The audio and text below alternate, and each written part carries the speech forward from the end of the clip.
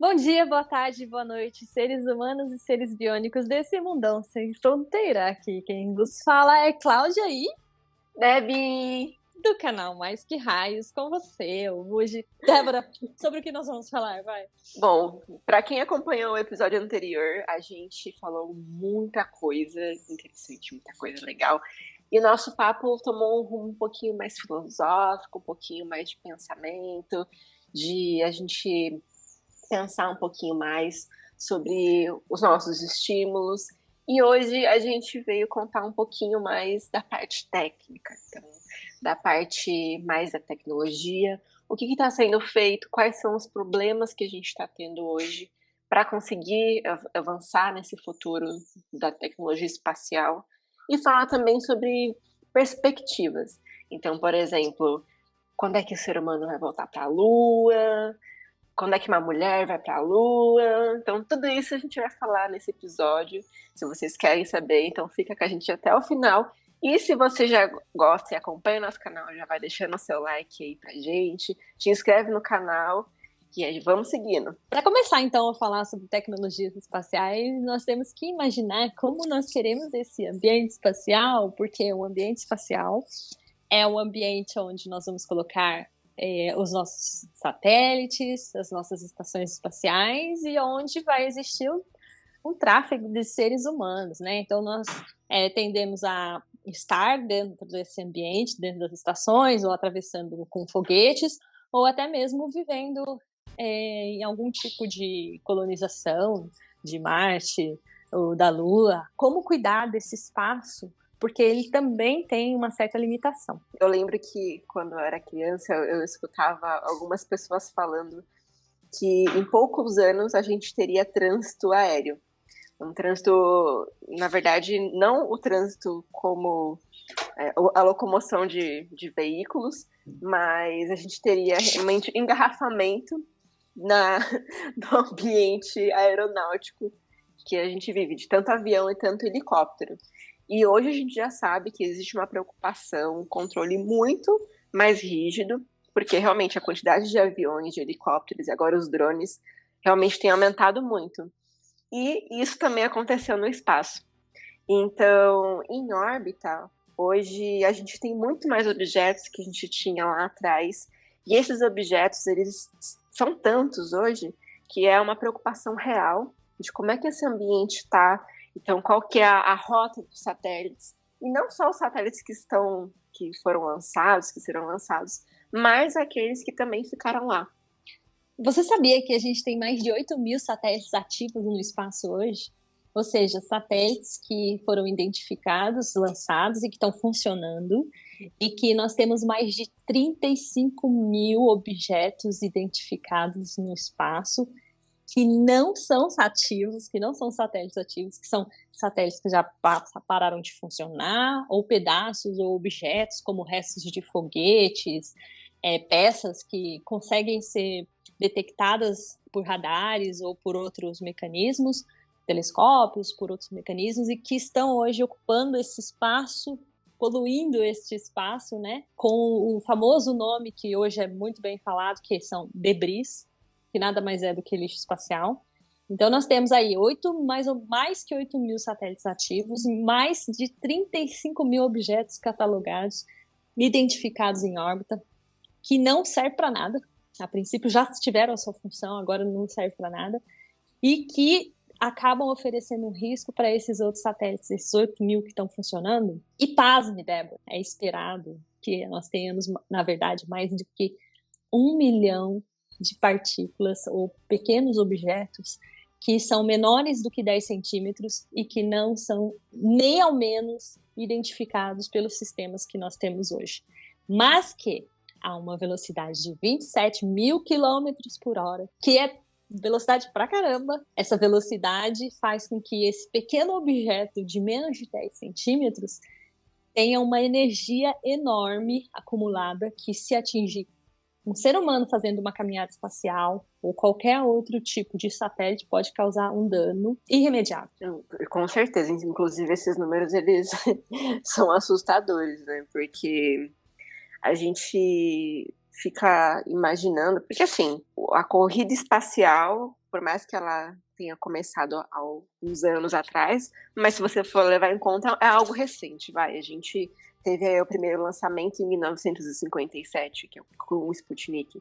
Então é muito recente que a gente conseguiu conquistar a tecnologia espacial no espaço em si. E por conta de ser algo muito recente, a forma como ela foi também construída, talvez pode ser que estivesse se pensando lá atrás nas consequências que isso poderia causar a longo prazo, mas hoje a gente tem isso como um problema concreto do dia a dia. Então, quando a gente vai lançar um satélite, quando a gente vai fazer ou satélites que estão lá em órbita mesmo, todos eles precisam estar o tempo inteiro tomando cuidado com esses outros objetos detectados e não detectados, e também com outros satélites, porque realmente, inclusive, se vocês não viram, na nossa página tem um Shorts, um Reels, falando um pouco mais sobre como é que é visualmente a representação desse espaço poluído. Já aproveita também para seguir a gente nas redes sociais e dar uma olhadinha, que a gente sempre posta lá conteúdos complementares do que a gente está conversando aqui. E, Cláudia, me fala um pouquinho mais sobre como é que é feita a detecção desses objetos, que já não são mais satélites. Então, existem companhias mundiais que são responsáveis por fazer essa detecção desses objetos. Existem países que trabalham coletivamente, né, montando este catálogo. Alguns países não fazem parte, eles preferem ter o seu próprio sistema de detecção. Então, esses catálogos eles são montados por essas empresas que possuem telescópios que são antenas gigantes em solo que ficam detectando qualquer objeto não identificado que ela possa identificar, né?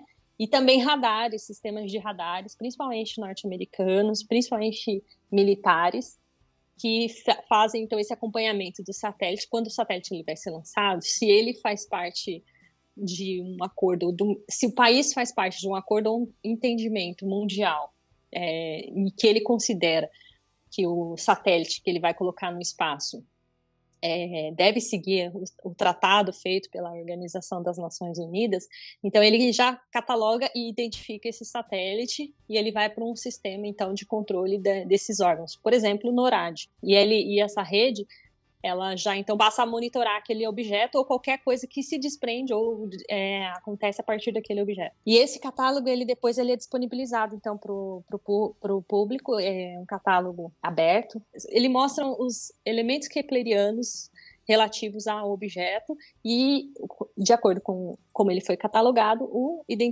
código identificador desse objeto. E ele vai monitorando então o posicionamento desse objeto, né, um monitoramento mais bruto, né, não refinado, do posicionamento desse satélite, e ele deixa, então, esse catálogo disponível. Fora isso, a gente também tem pessoas que são amadores, que vão acompanhando esses satélites, que vão acompanhando esse posicionamento. Então, se eu tenho uma antena e eu tenho capacidade de fazer a detecção, monto aqui na minha casa, eu posso pegar esse catálogo e identificar o horário que esse satélite vai passar sobre a minha visibilidade da minha antena e fazer essa observação.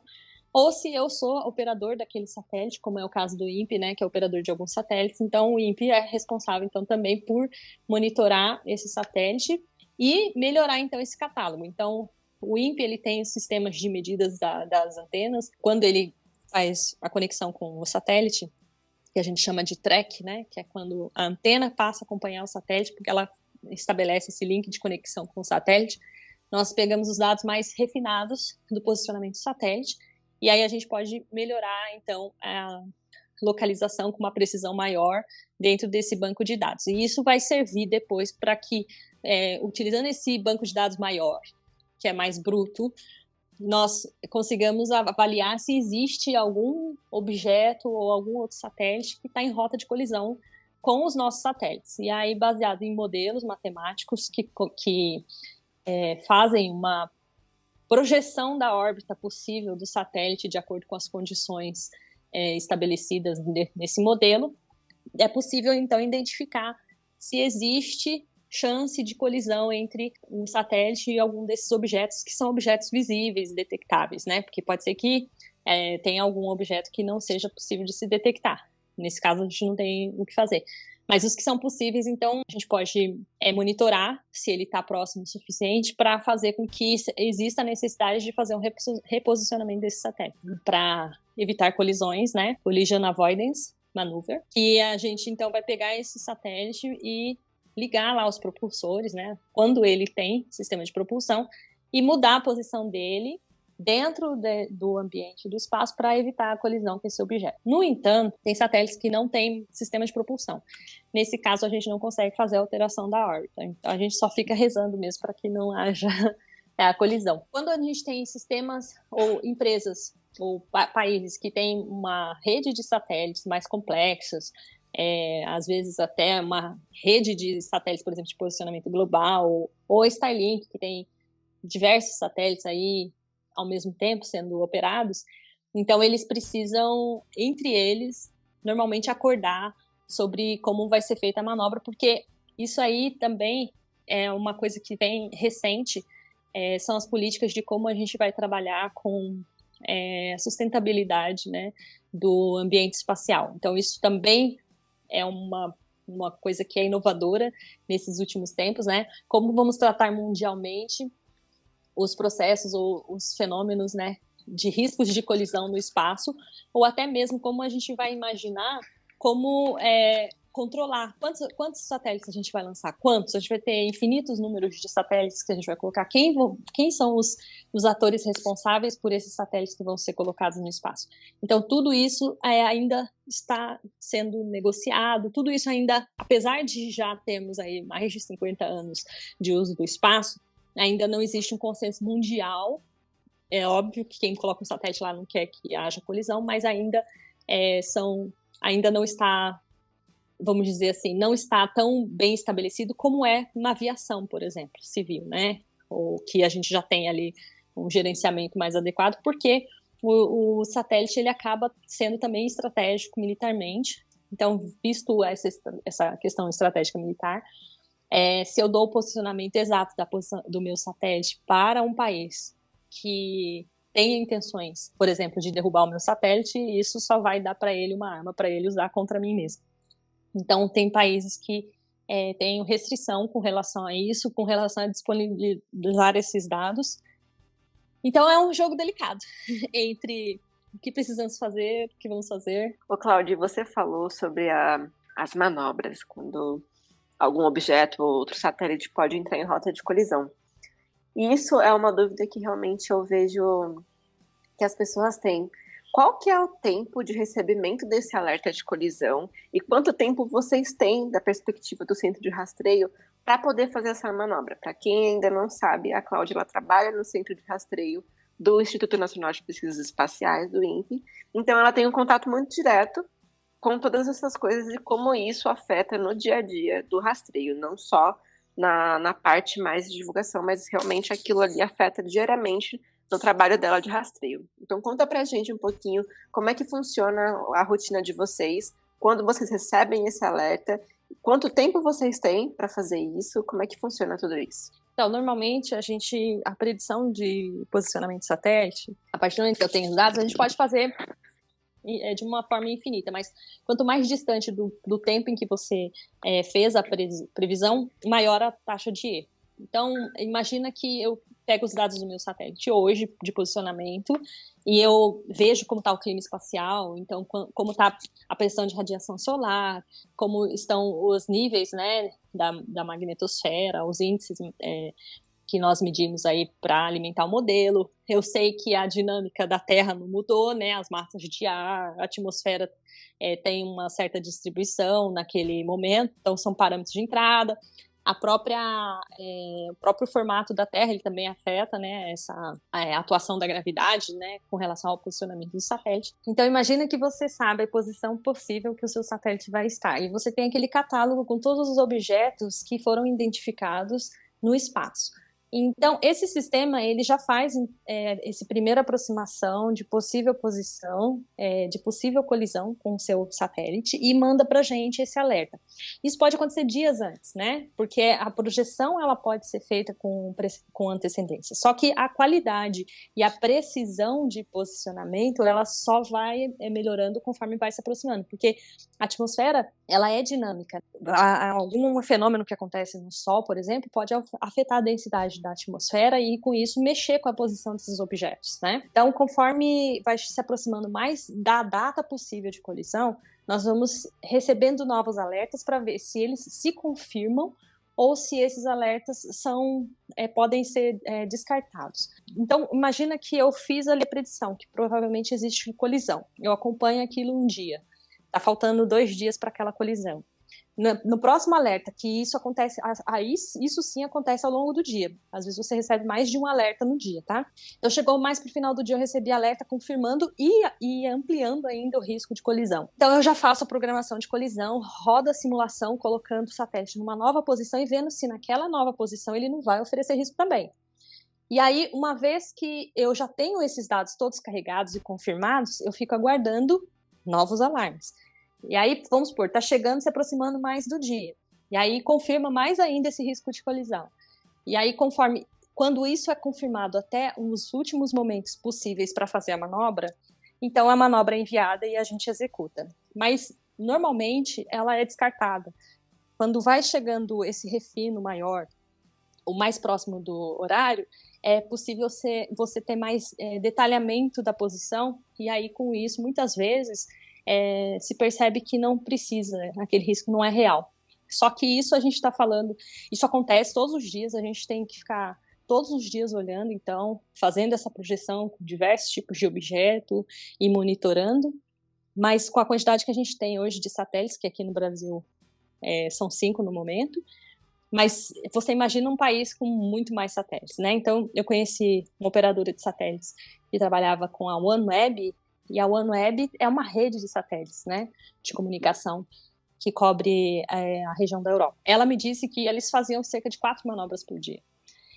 Então, é bastante manobra, eu acho. Você tem que ficar praticamente o tempo inteiro se movimentando no espaço para fugir de uma possível colisão, que pode ser com lixo espacial, ou seja, outro objeto que não tem controle, ou pode ser com outro satélite também, como, por exemplo, acontece, e até teve um comentário esses dias atrás aí da China reclamando que é a Starlink, porque ela tem muito mais satélites no espaço, e você ter que manobrar uma estação espacial inteira por causa de um CubeSat do tamanho de um Starlink. Essas regras e como a gente vai lidar com isso aí é uma coisa que está em discussão ainda. Bom, vocês puderam ver que é extremamente importante fazer o monitoramento desses objetos e como eles são perigosos para a gente no nosso dia a dia de monitoramento, de rastreio e manutenção e novos lançamentos de mais satélites. E para não ficar falando só de coisa ruim também, que eu sei que esse é um assunto bem triste, gente, e para a felicidade de vocês já existem muitas coisas sendo feitas para poder contornar esses problemas. Inclusive, se vocês quiserem que a gente grave uma conversa só falando sobre essas soluções, o que está acontecendo hoje, para poder mitigar esses problemas, deixa aqui nos comentários, manda uma mensagem para a gente que a gente pode abordar esse assunto novamente, com mais detalhes. Se vocês visitarem o jornal O Vale, que é www.ovale.com.br, nós temos uma coluna lá do canal Mais Que Raios, e tem um dos artigos dessa coluna fala sobre lixo espacial, então dá para vocês terem algumas informações a mais do que a gente falou aqui também nesse artigo. E vamos falar agora sobre coisas boas também. Quando é que o ser humano vai voltar para a Lua? Essa missão Artemis aí sai, não sai? Será que vai ser adiada? Como é que tá? Que pé que tá? E quais são as perspectivas do futuro da exploração espacial? Não só envolvendo a Lua, mas também Marte e outras missões novas para novos conhecimentos e novas aventuras espaciais.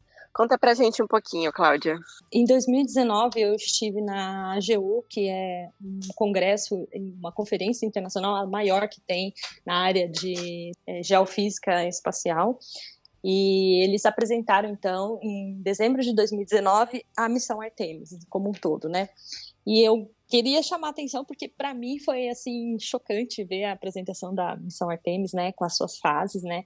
Mas a primeira seria... O propósito da missão Artemis é para a Lua e além, né? Tanto que to the moon and beyond, né? Então a ideia é chegar e estabelecer a tal da base lunar, construir uma estação espacial em torno da Lua e depois, partindo da Lua, começar a exploração para outros planetas, como por exemplo Marte. Mas o mais interessante para mim da missão Artemis foi o fato de que é uma missão de tão longo prazo que a gente precisa começar a pensar, sempre quando a gente fala de exploração espacial, a gente tem que pensar em curto, médio e longo prazo. E essa visão, essa perspectiva de exploração espacial, ela sempre tem que ter essa dimensão, né? Então pode ser que hoje eu esteja, por exemplo, a Debbie está trabalhando ali na construção de equipamentos ou proteção de radiação, que talvez essas tecnologias ainda vão ter que ser mais aprimoradas para que talvez a próxima geração, que nem é a da Debbie, seja a geração que vai usar esse serviço. Então, toda a exploração espacial, ela tem essa conotação, essa dimensão, né? De você começar a construir agora para se ter o futuro. A Artemis, ela é muito semelhante a como foi a missão Apollo lá no passado, né? Então, ela tem etapas. Por que a gente precisa respeitar essas etapas? Porque a proposta é garantir a segurança do ser humano que vai para o espaço. A primeira fase foi executada agora, né? Em que foi você conseguir criar um novo equipamento, uma nova estrutura, com mais tecnologia de ponta. Como a Débora já falou nas edições anteriores, quando você diminui o tamanho do componente, quando você muda as propriedades do componente, você precisa testar ele novamente exposto no espaço, né? Então, foi construído então a Orion, né, que é a cápsula, o módulo lunar, cápsula que foi lá e fez a volta em torno da Lua com o que seria a missão lunar da Artemis 1. Então, você montar toda a infraestrutura de satélite e de espaçonave, o módulo lunar, ir até a Lua e voltar, mas sem ser humano. Mas com todos os equipamentos dentro desse módulo lunar, para medir todas as condições e ver se tudo que nós temos lá garante a segurança dos equipamentos e do ser humano que vai estar lá dentro. Isso foi feito com sucesso. Algumas coisas mudaram, vão mudar, precisam ser aprimoradas, mas a missão foi um sucesso. Ela foi, voltou, pousou e deu tudo certo. Os nossos mascotinhos que foram enviados dentro da cápsula lunar voltaram com segurança para a Terra, garantindo que então a gente possa fazer a próxima, que é a Artemis 2, que deve ser lançada no ano que vem ou no máximo no próximo, com um ser humano dentro. Então essa missão vai ter uma mulher dentro, né? Uma mulher e uma pessoa preta, e essa missão vai contornar a Lua, fazer como se fosse a trajetória que foi feita também nas missões Apollo, né, que foi você ir lá e realizar a órbita, o trânsito lunar, e depois voltar para a Terra com esse ser humano, mas ainda sem pousar na Lua. Tudo isso para garantir a segurança de quem realmente vai pousar na Lua. E uma das perguntas que todo mundo me faz é: poxa, mas ele fez isso lá atrás, com muito pouco equipamento, com muito pouca infraestrutura, com muito pouco... Será que o homem foi para a Lua mesmo? O homem foi para a Lua mesmo. Se a gente quiser mandar de qualquer jeito um ser humano para a Lua, a gente manda. Mas não é esse o objetivo hoje, fora que mudou a tecnologia também. Então, cada vez... É como você comprar um carro. Você fez lá um Fusca no passado. Quando você vai lançar agora um carro novo, ele passa por todos os testes de novo. Ele vai para o túnel de vento, ele vai para o MMC, ele vai fazer teste de vibração, ele vai fazer todos os testes de novo. Aí você fala, mas a gente já não tinha carro antes? Tinha carro antes, mas cada novo carro precisa passar por todo o processo de teste de novo. E não vai ser diferente quando você vai mandar um equipamento para outro planeta, do espaço. Então, sim, precisa refazer tudo de novo, porque mudou o foguete, mudou a cápsula, mudou a tecnologia e mudou também o conceito, né, de conduta com relação ao ser humano que vai dentro daquele equipamento. Ô, Cláudia, você tá tocando nesse assunto, né, de como é que as coisas elas demoram para evoluir, né, desde lá da ideia do produto, passa pelo processo da pesquisa, fica dentro da academia. E aí isso se torna realmente um produto para daí virar industrial. Hoje eu trabalho diretamente também com a parte de semicondutores, porque como a minha área é proteção de radiação via encapsulamento de semicondutores, então a gente vê algumas coisas muito não só na área espacial, mas em outras áreas industriais também. Então, por exemplo, tem alguns tipos de semicondutores, na verdade, alguns tipos de chips, que hoje estão começando a crescer na indústria, que já foram teorizados, já foram calculados, já foram até testados no século passado. Então, olha só, né, agora, em pleno 2023, a indústria está começando a absorver esses conhecimentos para que, de fato, seja um produto industrial, mas que lá no século passado, aí, sei lá, em 1950, 1930, já tinha sido pensado, já tinha falado da possibilidade disso, e depois, mais para frente, já foram testados, foram feitos protótipos, mas só agora, depois de muitas décadas, que realmente esse produto ele está sendo agora absorvido pela indústria. E por que acontece isso? Exatamente por conta da confiabilidade. Então, cada vez mais a gente tem coisas mais complexas. Se a gente for comparar também a tecnologia que estava envolvida lá atrás, no Apollo, é totalmente diferente do que vai estar agora. Hoje, tantos astronautas, em questão do traje de proteção, ou em outras questões de proteções também, toda a nave deles vai ser equipada de uma forma totalmente diferente, com muito mais coisas, muito mais ferramentas, que lá no Apollo 11 não teve. Então, essas coisas elas demoram para ser feitas, elas devem ser testadas meticulosamente para que tenha uma alta confiabilidade, e principalmente porque hoje, cada vez mais a gente precisa bater na tecla da segurança da pessoa que está indo lá. Exatamente. E uma das coisas que é muito interessante é que, por exemplo, o próprio traje espacial que foi melhorado para poder deixar o astronauta, quando for fazer uma caminhada extraveicular, ele se sinta com mais mobilidade, com mais facilidade. Tudo isso, ele já foi enviado para a Estação Espacial, por exemplo, para ser testada lá, antes de se tornar realidade do próprio traje mesmo do astronauta voar.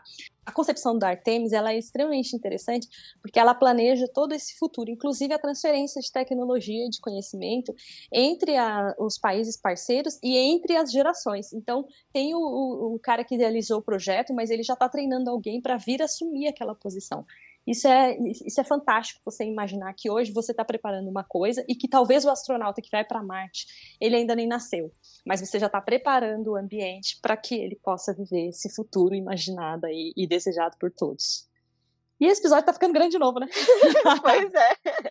Acho que a gente poderia colocar a parte 3, enfim, várias outras partes. Mas é porque é um assunto realmente que tem muita coisa para ser falada, gente, porque, olha...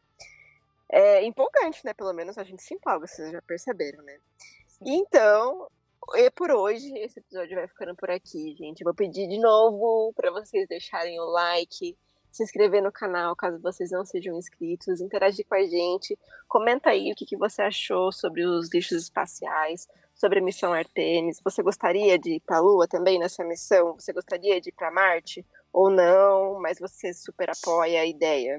Coloca aqui embaixo pra gente poder saber. Nós vamos ficando por aqui hoje e a gente continua, então, em breve. Continue nos seguindo para mais informações. Um grande abraço para todos vocês e tchau!